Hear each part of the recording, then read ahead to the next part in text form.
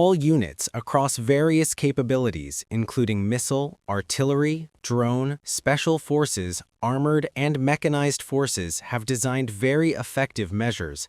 These plans have been developed based on existing threats. Missiles streak across the sky. Drones swarm over open waters. Guns blaze along a tense coastline. Iranian state television has released dramatic footage showing the country's Revolutionary Guard launching missiles, flying drones, and firing heavy weapons during a coastal military drill. The exact time and location of the exercise were not disclosed, but the message was unmistakable. The show of force comes as the United States assembles what is being described as its greatest military firepower in decades across the Middle East, just days before a new round of talks with Iran in Geneva on Thursday.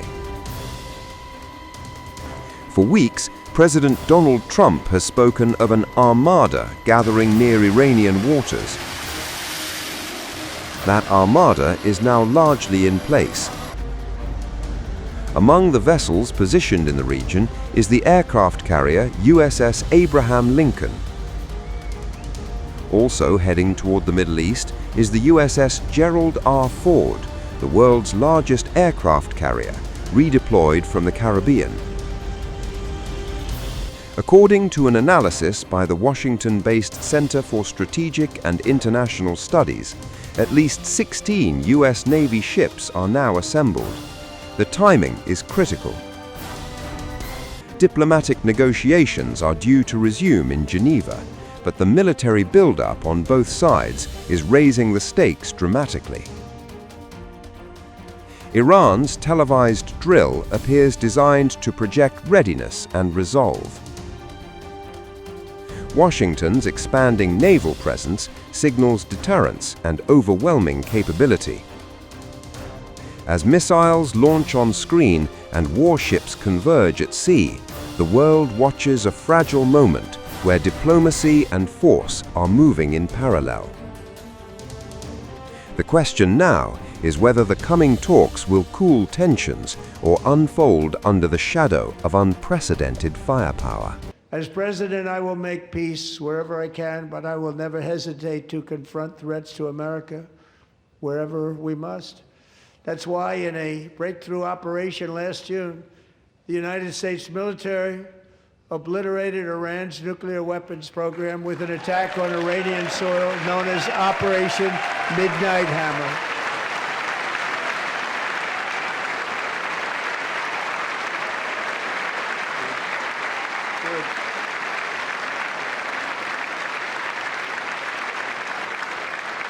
For decades, it had been the policy of the United States never to allow Iran to obtain a nuclear weapon. Many decades.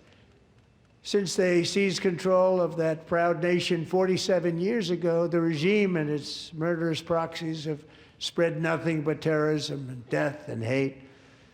They've killed and maimed thousands of American service members and hundreds of thousands and even millions of people with what's called roadside bombs. They were the kings of the roadside bomb. And we took out Soleimani. I did that during my first term. Had a huge impact. He was the father of the roadside bomb.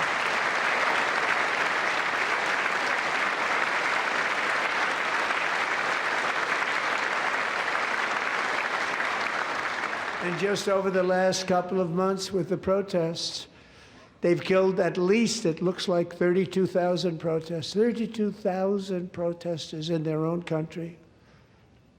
They shot them and hung them. We stopped them from hanging a lot of them with the threat of serious violence. But this is some terrible people.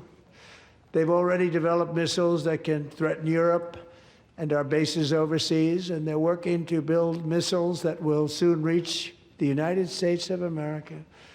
After Midnight Hammer, they were warned to make no future attempts to rebuild their weapons program, and in particular, nuclear weapons. Yet they continue, starting it all over. We wiped it out, and they want to start all over again. and are at this moment again pursuing their sinister ambitions. We are in negotiations with them. They want to make a deal, but we haven't heard those secret words. We will never have a nuclear weapon. My preference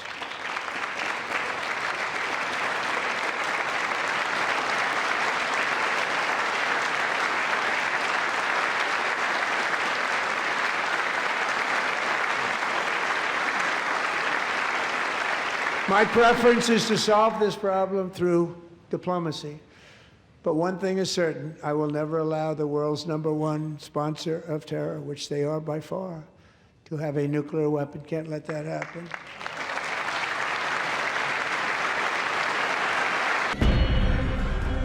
Beneath Iran's mountains, a shadow arsenal waits, hidden from satellites, shielded from airstrikes, ready within minutes. For decades, Tehran has been building not just missiles, but an underground war machine. What military analysts call missile cities are buried deep below the surface, designed for one purpose: survive the first strike and answer with overwhelming force.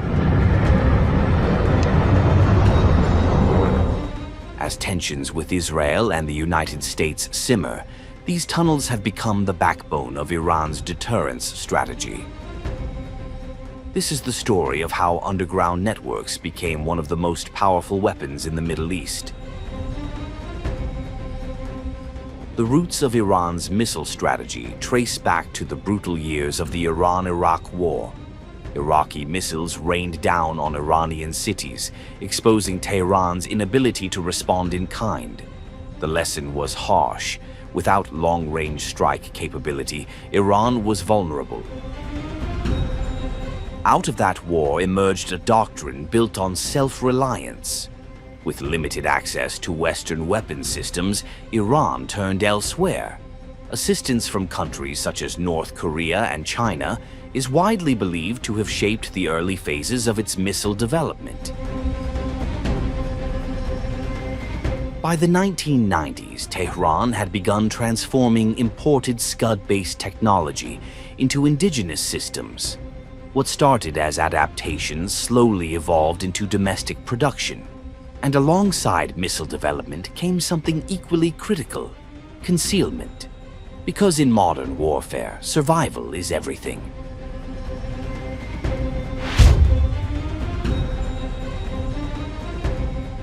Over 4 decades, Iran invested heavily in vast underground storage and launch complexes, what military observers now call missile cities. These are not simple bunkers.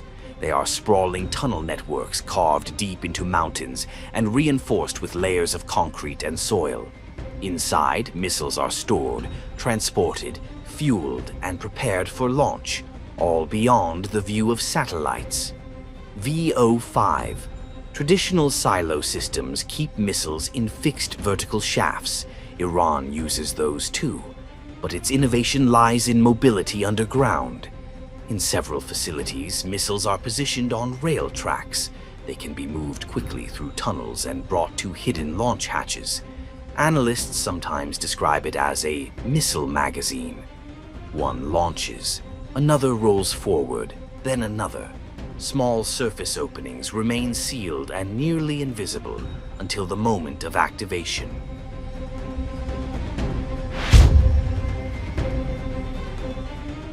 Iran's missile arsenal is considered regionally significant.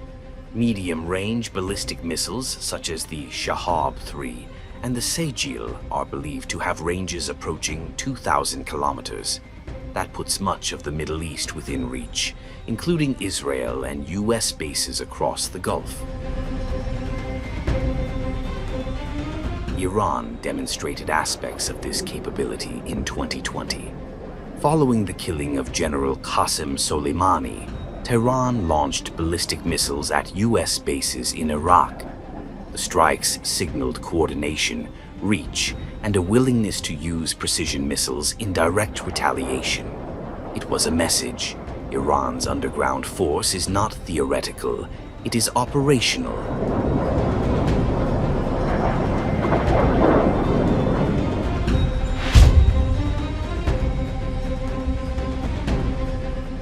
Major powers also rely on hardened missile systems. The United States operates hundreds of silo-based intercontinental ballistic missiles. Russia maintains one of the world's largest hardened missile networks. China has constructed new silos and an extensive tunnel system, sometimes described as an underground Great Wall. Even North Korea has tested tunnel-based launches. But Iran's operational concept stands apart. While Washington and Moscow largely depend on fixed silos, Iran emphasizes movement within underground networks. Fixed silos can be identified and targeted, but missiles that travel through concealed tunnels are far harder to pinpoint. Mobility underground complicates enemy targeting calculations, and in deterrence strategy, uncertainty is power. Iran does not officially possess nuclear weapons. Instead, it leans heavily on missile deterrence, the threat of rapid retaliatory strikes across the region. Surrounded by U.S. installations and facing long-standing hostility from Israel, Tehran's planners have built a system designed to survive the first wave of attack. The tunnels are deep, the entrances are concealed, the launch points are multiple. In modern conflict, visibility can mean vulnerability. Iran's answer has been to disappear underground, missile cities carved into mountains, rail systems hidden beneath rock, launch hatches that open without warning. Whether viewed as defensive deterrence or strategic escalation, one thing is clear. Iran has transformed tunnels into a central pillar of its military doctrine.